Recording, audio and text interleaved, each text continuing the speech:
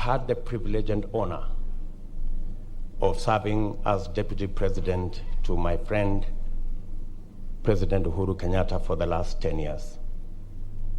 And it's an honor that I cherish. I want to thank all. I have worked with many people. I've worked with many leaders. I have worked with many members of parliament and senators and members of our executive. And they have supported me in my responsibilities. And on this prayer breakfast day, I want to thank God for all of you and wish each and every one of you well as you journey into the future.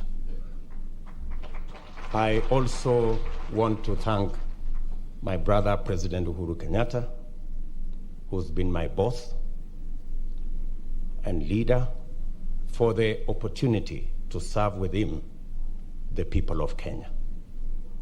My friend, President Uhuru Kenyatta, as you head to retirement, it's my prayer that God will give you every aspiration of your heart for you to enjoy